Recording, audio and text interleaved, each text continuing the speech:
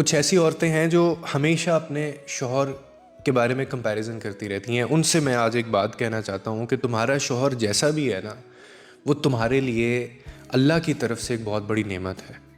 اور اکثر یہ جو کمپیریزن ہے نا، یہ جو موازنہ جو کرتی ہیں اپنے بھائی سے یا اپنے باپ سے وہ کرنے لگتی ہیں، یہ اتنی بڑی غلطی ہے، یہ اتنا بڑا بلنڈر ہوتا ہے، اتنی بڑی نادانی ہے نا.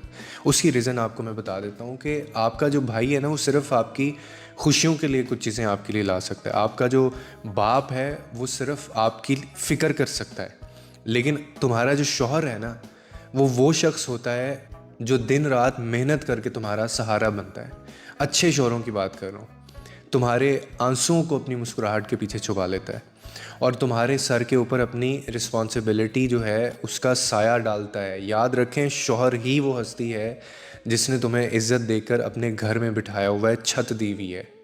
اس کے ہونے سے ہے یہ سارا کچھ، جو تمہیں اپنے کندھے کا بھی سہارا دیتا ہے، جو تمہاری ضرورتوں کو پورا کرنے میں اپنی خواہشات اور بچوں کی ضرورتیں پورے کرنے میں وہ اپنی خواہشات بھی قربان کر دیتا ہے.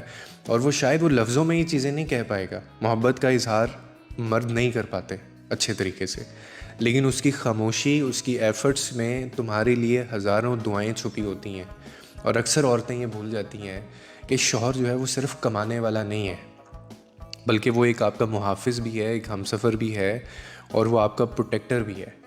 جب تم تھک جاتے ہو تو وہی آپ کو سنبھالتا ہے، جب آپ گر جاتے ہو وہی آپ کو سہارا دیتا ہے، جب آپ کو کوئی پریشانی بنتی ہے تو وہی پھر اس کے بعد آگے آتا ہے.